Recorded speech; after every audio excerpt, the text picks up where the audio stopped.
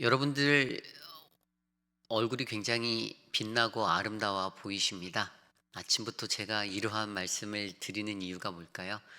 정말 여러분들의 얼굴에 빛이 나십니다. 제가 그렇게 여러분께 인사를 드리고 싶었어요.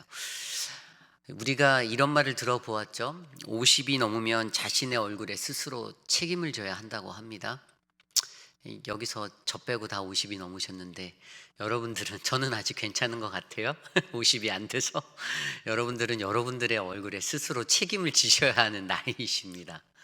여러분들 스스로의 얼굴에 책임지시는 그러한 자신감이 있으시지요? 어떠한 얼굴이 바로 여러분들의 얼굴인지 제가 말씀을 나누기 전에 잠깐 빤히 쳐다보았습니다.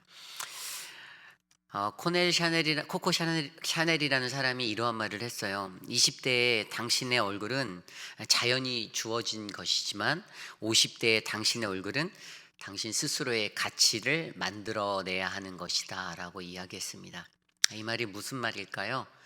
사람의 얼굴은요, 그 사람의 한 사람이 살아온 인생, 그 일생을 담고 있는 것이기에 바로 50이 지난 그 이후에 스스로의 얼굴에 나타나는 것들은 그들의 인생이 담았던 것들을 그대로 고스란히 보여준다라는 이야기입니다. 그렇다면 얼굴은 바로 어떻게요? 우리들 스스로를 드러내는 그러한 마음의 거울이 되겠죠. 내가 어떠한 마음을 가지고 살아가고 있는가? 그 사람의 얼굴을 보면 그것들이 이렇게 느껴질 수 있고 전달이 된다라는 사실입니다. 예수 그리스도를 믿는 저와 여러분들, 우리들은 하나님의 형상으로 지음받았고 예수님을 닮기 위하여 그렇게 살아가는 사람들로 부르심을 입었습니다. 그렇다면 오늘 이 자리에 나와 있는 저와 여러분들, 우리 모두의 얼굴은 바로 예수님의 형상을 닮은, 하나님의 형상을 닮은 그러한 얼굴로 빛이 나기를 간절히 소망합니다. 오늘 우리가 읽은 베드로전서 1장 13절에서 25절까지의 말씀, 이 말씀은 거룩함에 대해서 이야기하고 있습니다. 이게 어떠한 거룩함인고 하니 우리가 앞서 읽었던 말씀 중에 바로 내가 거룩하니 너희도 거룩하라라는 그 말씀대로 우리가 쫓아야 하는 일생의 목표를 거룩함, 그것으로 놓고 바라보는 이야기입니다. 우리가 이전에 들었던 이전의 말씀 속에서 하늘의 소망으로 살아가는 이들, 이 땅에 살아가는 사람들이 하늘의 소망을 품고 살아간다라고 말했는데, 그러한 자들이 어떠한 모습으로 살아가야 하는가? 바로 오늘 13절 말씀은 이렇게 설명합니다. 그러므로 너희의 마음의 허리를 동이고 근신하여 예수 그리스도께서 나타나실 때에 너희에게 가져다 주실 은혜를 온전히 바랄지어다. 그러면서 17절 말씀, 15절, 16절 말씀에 이렇게 말씀하고 계시죠. 오직 너희를 부르신 거룩한 이처럼 너희도 모든 행실에 거룩한 자가 되라. 기록되었을 때 내가 거룩하니 너희도 거룩할지어다 하셨느니라. 레위기 11장에 나와 있었던 내가 거룩하니 너희도 거룩하라, 구약 시대의 이스라엘 백성들을 향하여 하나님이 명령하셨고 선포해 주셨던 그 말씀, 하나님의 백성들이 내가 거룩하니 나처럼, 하나님이 나처럼 내가 너희를 창조한 그 창조한 모습에 그대로 너희도 거룩하게 살아라 라고 말씀해 주셨던 그 말씀을 빗대어서 오늘 베드로는 베드로 교회 성도들에게 그러한 권면을 하는 것입니다. 하늘의 소망을 살아가고 있는 사람들아, 너희들이 가져야 하는 것은 바로 거룩한 자 되는 것이다 라는 사실이죠. 이 15장 16절에 나와 있는 거룩한 자 되라라는 것, 이것은요 어떠한 것이 되는 것을 이야기하는 존재의 상태를 이야기하는 것입니다. 거룩한 존재이기 때문에, 하나님이 그러한 분이시기 때문에 그분을 닮은 우리들이 거룩함을 나타내며 살아가야 한다라는 것, 하나님의 백성이 바로 거룩히 살도록 그분으로부터 요청받았던 그것에 대해서 다시 한번 되새겨주면서 이 시대를 살아가는 우리들에게도 거룩한 자 되어 살아가는 것, 그것이 바로 하나님을 닮는 것이다라고 설명하는 것입니다. 그렇다면 오늘 말씀은 거룩하게 살기 위해서 우리에게 어떠한 삶의 모습을 던져주고 있는지 세 가지 정도로 한번 살펴보기를 원합니다. 오늘 첫 번째로 거룩한 자는요, 마음의 허리를 동이고 근신하는 삶을 사는 사람입니다. 오늘 아까 읽었던 13절 말씀에 나와 있었죠. 너희 마음의 허리를 동이고 근신하여 예수 그리스도께서 나타나실 때 너희에게 가져다 주실 은혜를 온전히 바랄지어다. 그리스도의 재림의 때 그리스도 예수 그리스도가 이 땅에 다시 오시를 그때 어떻게 해요? 너희에게 주실 그 은혜를 바라보아야 한다고 합니다. 그 은혜를 바라는 것에 있어서 어떠한 마음이 필요합니까? 너희의 마음을 허리를 동이고 근신하는 것이 필요하다라고 설명하고 있습니다. 너희의 마음의 허리를 동이는 것. 마음의 허리를 동이는 것은 무엇입니까?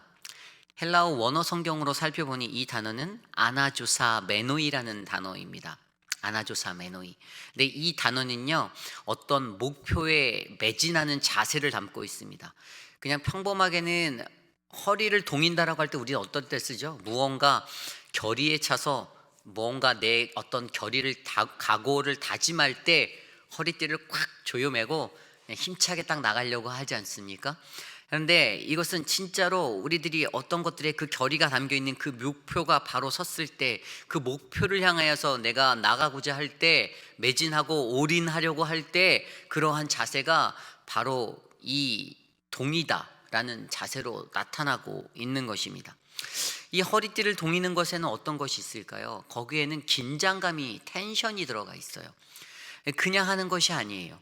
이것은 그냥 내가 어떤 목표를 하기 위해서 허리띠를 조였다고 탁 되는 것이 아니라 그 목표를 이루기 위해서는 내 스스로가 굉장히 긴장하고 텐션 가운데 그것들을 실수하지 않도록 집중하고 하는 그러한 것들이 있어야 한다라는 사실입니다.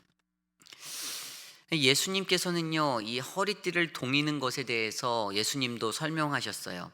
예수님께서 종이 취해야 하는 그러한 바른 자세에 대해서 누가복음 12장에 설명하셨습니다.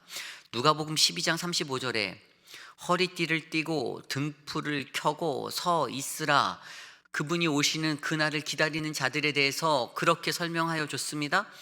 허리띠를 띠라는 이 단어, 여기에 동일한 헬라어 아나조사 메노이가 사용되었어요.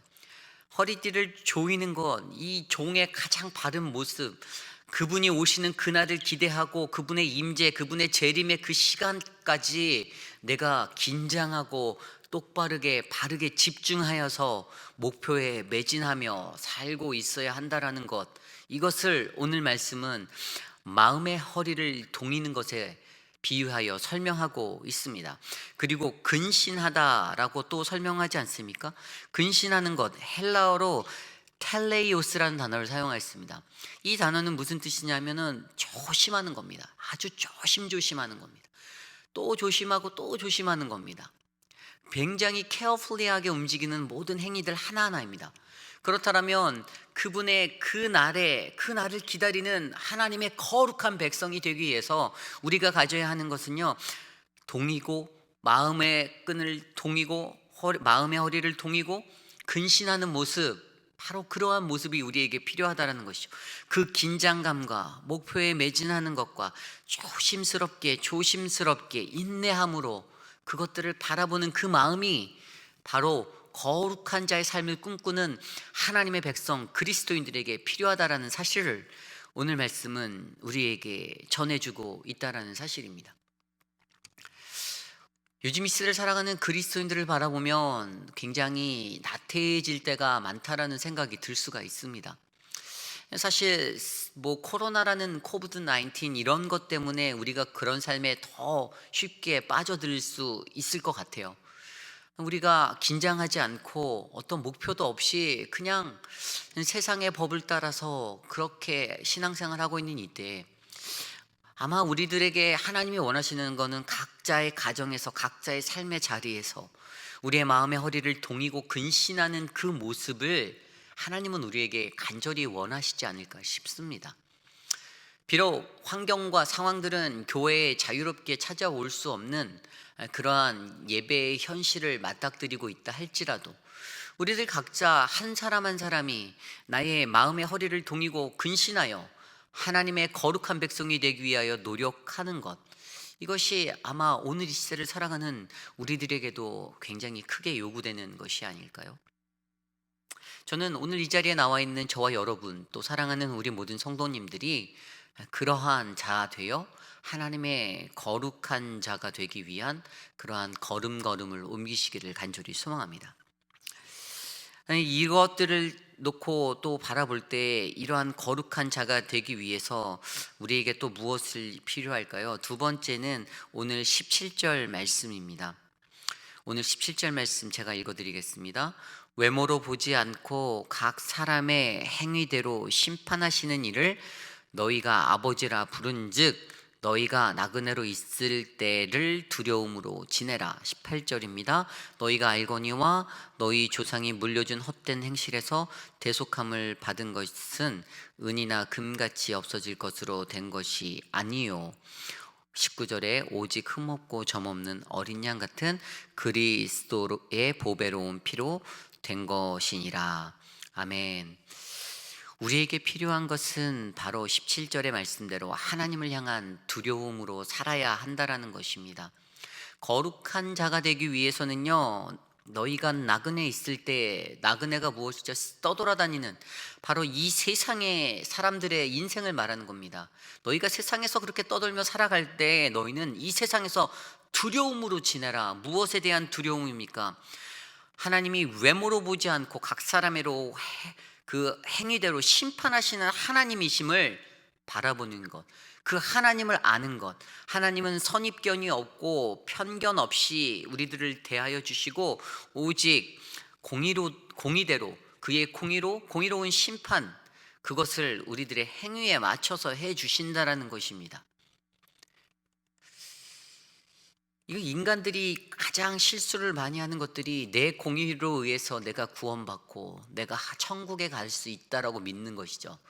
아니, 물론 그 말이 다 틀린 것은 아니겠지요. 하지만 가장 어리석은 것은 내가 쌓은 공로로 구원 얻는 것은 절대로 없다라는 사실을 우리는 알아야 한다라는 것입니다. 내가 한 행위는 내가 그리스도인이든 그리스도인이 아니든 하나님 앞에서 반드시 심판을 받게 되어 있다라는 그 명제를 우리가 잊어서는 안 된다라는 사실입니다. 하나님을 향한 두려움이 우리들 앞에 있다라면 우리들의 삶이 어떻게 될까요? 우리들의 삶이 하나님 앞에서 더 조심스러운 행위로 드려지지 않겠습니까? 아까 우리가 기억했던 대로 마음의 허리를 동이고 근신하는 모습들, 그것들이 우리 안에서 자연적으로 일어나지 않을까요? 그러한 신앙인이 바로 우리들이 되지 않겠습니까? 그런데 이 시대를 살아가는 우리들이 무엇을 두려워하는지 아십니까? 그 하나님보다 세상에 살아가는 사람들을 더 두려워합니다. 사람들에게 더 큰 인기를 누리기 원하고, 사람들에게 주목받기 원하고, 사람들의 눈치 보고 사람들의 입맛에 맞춰주려고 살아가는 사람들이 이 세상에 정말로 많습니다. 왜 하나님을 보지 않고 하나님께 맞추려 하지 않고 하나님을 두려워하지 않으면서 왜 사람에게 맞추고 사람에게 집중하려 합니까? 오늘 거룩한 자가 되는 것의 두 번째 명제는 바로 하나님을 향한 두려움을 갖는 사람이라고 설명하고 계십니다. 하나님을 향한 두려움이 있는 자가 진정으로 이 세상에 살아가는 우리들의 모습이 되기를 간절히 소망합니다. 오늘 세 번째, 마지막으로 거룩한 자가 되기 위한 세 번째 모습은 바로 진리를 순종함이 우리에게 필요하다라는 사실입니다. 진리를 순종함이 우리에게 필요하다. 오늘 말씀 22절 말씀입니다. 너희가 진리를 순종함으로 너희 영혼을 깨끗게 하여 거짓이 없이 형제를 사랑하기에 이르렀으니 마음으로 뜨겁게 서로 사랑하라. 아멘. 너희가 진리를 순종하였기 때문에 그들의 영혼이 깨끗함을 입었다라고 설명하고 있습니다. 너무나도 멋진 말이죠. 우리가 깨끗함을 입을 수 있다라는 사실, 우리의 영혼이 깨끗하게 될 수 있다는, 완전한 회개의 자리가 어떻게 이루어진다를 설명합니까? 진리의 순종함에 따라 올 수 있다라고 설명하고 있어요. 그렇다면 진리가 무엇인지 한번 고민해 볼까요? 여러분, 진리가 무엇입니까? 진리는 일반적으로 거짓이 아닌 참을 이야기하는 것이죠.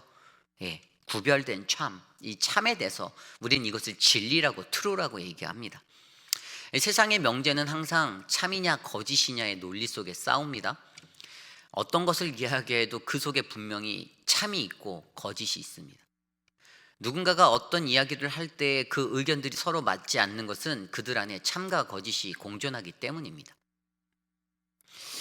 그런데 이것에 대해서 좀 더 성경적으로 우리가 이 진리를 한번 찾아볼 거예요. 그렇다면 성경이 말하는 오늘 베드로전서가 전해주는 그 참, 그 진리는 과연 무엇일까? 오늘 말씀을 좀 더 살펴보면 그 뒤에 23절 말씀을 함께 보도록 하겠습니다. 너희가 거듭난 것은 썩어질 씨로 된 것이 아니요 썩지 아니할 씨로 된 것이니 살아있고 항상 있는 하나님의 말씀으로 되었느니라. 아멘. 여기에 답이 나와져 있죠.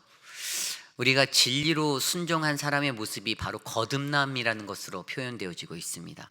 근데 그 거듭난 것은 썩어질 씨가 아닌 썩지 아니할 씨로 된 것이고, 그 씨는 바로 살아있고 생명력 있는 항상 우리와 함께하는 하나님의 말씀이다라고 설명해 주고 계십니다. 하나님의 말씀이 바로 진리라고 설명하고 있습니다. 그분의 말씀이 바로 무엇일까요? 그 앞에 말씀을 볼까요? 오늘 말씀 20절 21절 말씀입니다. 그는 창세전부터 미리 알린 바 되시니나 이 말세에 너희를 위하여 나타내신 바 되었으니 너희는 그를 죽은 자 가운데서 살리시고 영광을 주신 하나님을 그리스도로 말미암아 믿는 자니 너희 믿음과 소망이 하나님께 있게 하셨느니라. 여기에 나타난 그분이 누구죠? 그 보혈, 그것으로 우리를 깨끗게 하신 대속의 전제물.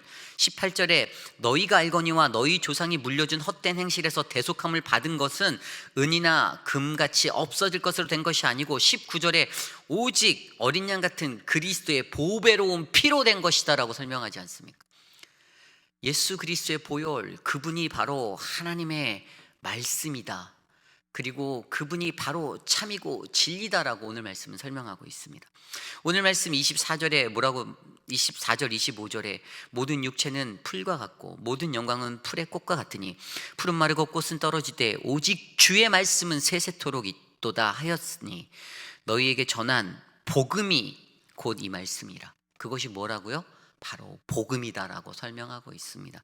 베드로가 전한 복음이 바로 그것, 예수 그리스도, 바로 그분의 말씀, 하나님의 말씀, 진리다라고 설명해 주고 있습니다. 이 명제를 이어내지 못하면 우리가 그리스도인으로 살아갈 때 우리가 믿어야 하는 믿음의 대상에 대해서 온전히 이해하기가 어려운 것입니다. 모든 믿는 이들이 반드시 이해하는 것이 바로 진리가 무엇인가라는 것에 대한 완벽한 접근을 해야 되는데, 오늘 성경은 그것에 대해서 예수 그리스도, 그분이 진리이고 참이고 복음이다라고 우리에게 설명하고 계십니다. 그렇기 때문에 우리는 이 하나님의 말씀에 순종하는 것이 필요합니다. 그것이 거룩을 위한 우리의 디딤돌이 될 수가 있다라는 사실이죠. 하나님의 말씀에 순종하지 않고 살아가는데, 하나님의 말씀에는 이렇게 살아라라고 다 우리에게 말씀해 주시고 가르쳐 주셨는데, 내 삶은 세상 속에서 내 마음대로, 내가 하고 싶은 대로, 내 감정대로 그렇게 살아가면, 근데 세상적인 앞서 설명해서 나온 것대로 그 세상의 그 육의 것들 버리지 못하고, 사욕을 버리지 못하고, 14절에 설명한 그 사욕을 버리지 못하고 그렇게 살아가면 그것이 거룩함의 자리에 이를 수 없는 것이라는 명제를 우리에게 너무나도 정확히 말씀해 주시는데, 그렇다면 이 시대를 살아가는 저와 여러분들의 삶은 과연 어떠한 진리를 순종하며 살고 계시는지 생각해 보기를 간절히 원합니다. 오늘 우리는 말씀을 통해서 바로 거룩한 자 되는, 하나님을 닮는 그 닮은 이미지 오브 갓, 그 하나님의 형상대로의 삶, 그것들에 대해서 거룩함을 살펴보았습니다. 그 거룩함은 바로 마음의 허리를 동이고 근신하는 것이고, 그 거룩함은 하나님을 향한 두려움으로 이 세상을 살아가는 것이고, 그 거룩함은 바로 진리를 순종함으로 살아가는 인생들이 되어야 한다라는 사실, 저와 여러분들이 이것들을 믿기를 간절히 소망합니다. 우리가 잘 알고 있는 이야기가 있죠. 제 중학교 때 책에서 읽었던 이야기죠. 큰 바위 얼굴, 너세니얼 호선이라는 사람이 썼던 큰 바위 얼굴의 이야기. 그 이야기가 어떠한 이야기였죠? 한 마을에, 작은 마을에 살고 있는 어니스트라는 한 사람, 그 어린아이가 자랄 때 자기 마을 뒷산에 있던 그 큰 바위 얼굴을 보는데, 그 마을에 있었던 전설이 있었죠. 언젠가 저 바위의 얼굴과 똑같은 사람이 나타날 것이다라는 그 전설을 바라보았던 그 어린아이. 그래서 날마다 그 큰 바위 얼굴을 바라보았던 그 어린아이. 저 사람이 언제 나타날까? 그의 일생 가운데 4명의 사람들을 만났었습니다. 그런데 그가 만난 뭐 장군, 뭐 부자, 뭐 그런 사람들, 만난 4사람이 다 닮지가 않았던 거예요. 그러던 어느 날 그가 어느 정도 노인의 시간이 딱 되어진 그 나이가 되었을 때, 마을 사람들이 큰 바위 얼굴이 바로 당신의 얼굴이다라고 이야기합니다.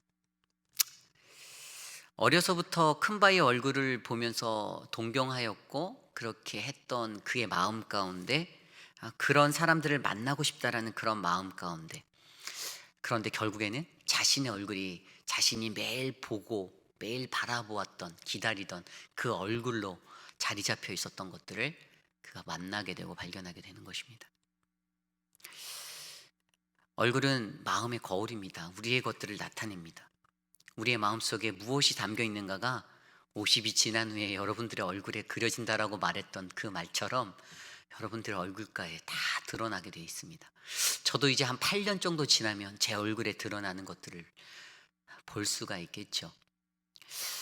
큰 바위 얼굴처럼 사람이 무엇을 보고 사느냐에 따라 사람의 얼굴과 그의 인생이 달라질 수 있다라는 이야기, 저는 여러분들이 오직 예수 그리스도만을 바라보고 사실 때, 그분의 십자가를 바라보고 사실 때, 바로 하나님의 소망, 하늘의 소망을 꿈꾸는 그 거룩한 한 사람이 바로 우리들의 모습이 될 줄 믿습니다. 오늘 그러한 말씀을 놓고 우리가 함께 기도하기 원합니다. 하나님, 내 인생이 오직 하나님을 닮는 그러한 인생 되길 원합니다. 내 얼굴이, 내 삶이, 내 행위가, 내 모습이 하나님의 거룩함 가운데 덧입혀지도록 나를 인도하여 주시옵소서. 함께 기도하시고 제가 마침 기도한 후에 각자 기도하기 원합니다. 기도하겠습니다.